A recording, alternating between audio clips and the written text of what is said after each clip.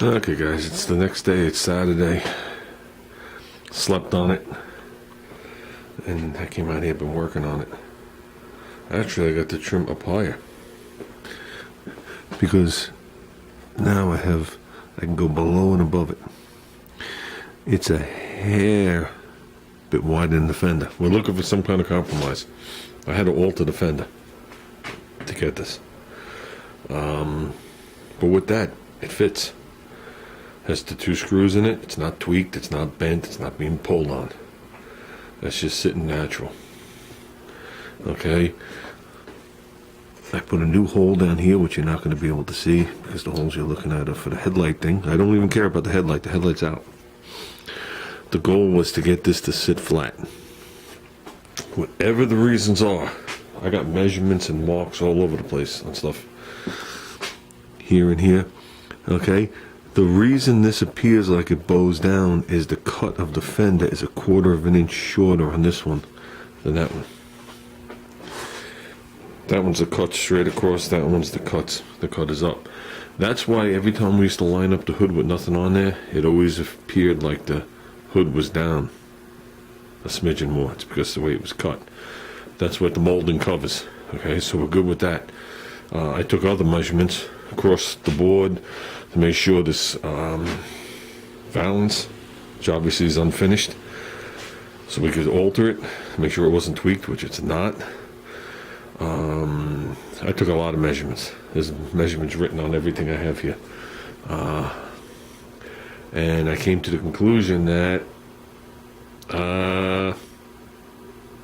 there was nothing I could do to alter or fix anything other than to take a little bit out of right here to sit this down. And when I was able to sit it down, I was able to re-alter or make a new hole and get it to lay, because it is laying on the valance.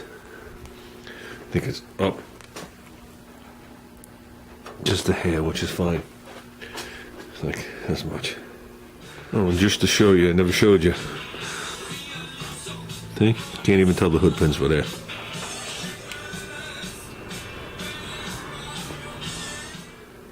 Okay, we're getting close. The grill assembly itself can come over just a hair to equalize this distance here and this distance here. This actually has to go back like right there. That's not a big deal, but that piece is mounted on, that's mounted on. The grill only has 1 screw in the center on the bottom. I threw the 2 upper brackets on, but only rested against the radiator support for depth, so it wouldn't lean in anymore. Okay. I think we're close enough to live with this. Alright, how's the headlight look? Looks like it's in the hole. Yeah. Like I said, this piece down here, there's a screw that goes here, and that lines right back up down there when I just touch it with my finger. There's still the L brackets that'll put this where it has to be here. The same on the other side, then we just center it a little bit. But I think we're good. Oh, and as you can see, the tape has changed. But you can see it's sitting where it has to sit, and I think that's the most important part. And of course, the compressor turned on. And you got that gap right there. Which, if you take off the 3 layers of tape, will get wider. So, and the hood is sitting relatively flush where it has to be, give or take. And the molding goes above and below it now. So, is there going to be some kind of something that ain't right? Yeah, well, it causes 78. They're lucky it went down the assembly line with all the screws in it. Yeah, I wish I could find a picture of the front before we started. I definitely do. Then you realize how far we've come and how good we got it.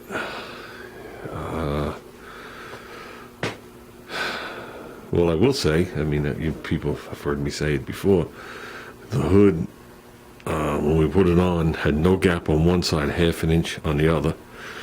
Okay, so we took care of that. We got a universal gap across the back. We did good on our things here. This trim was obviously cut and didn't sit into the bucket. So we took care of that.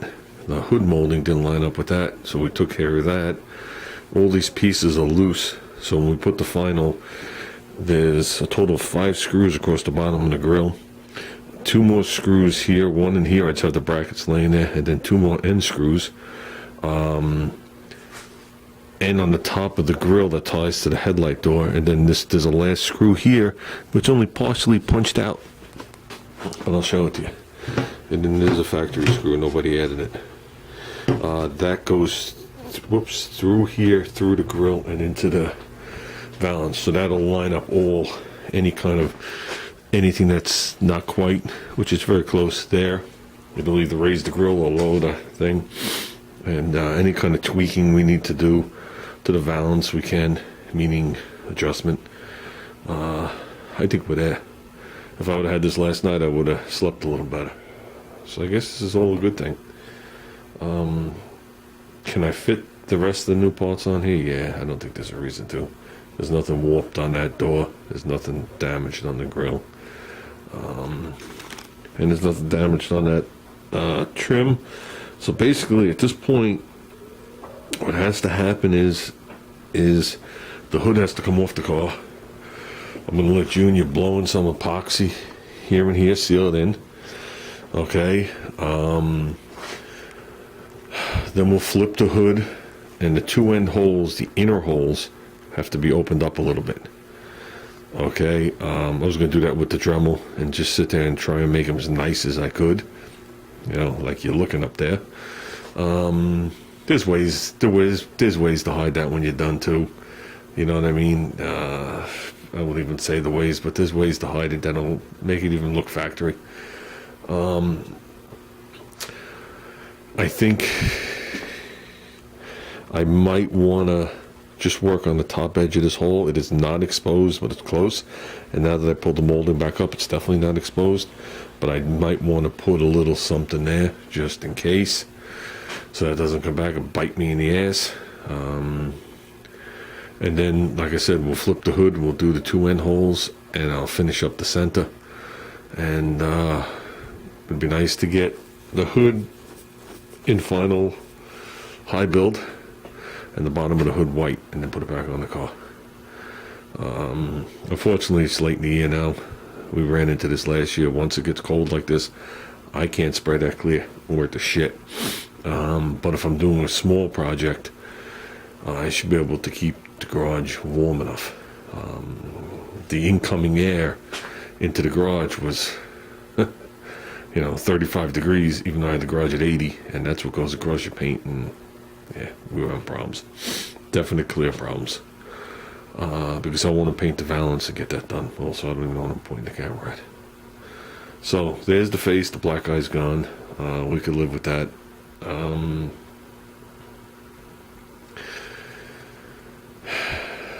I guess it's just time to move on to something else.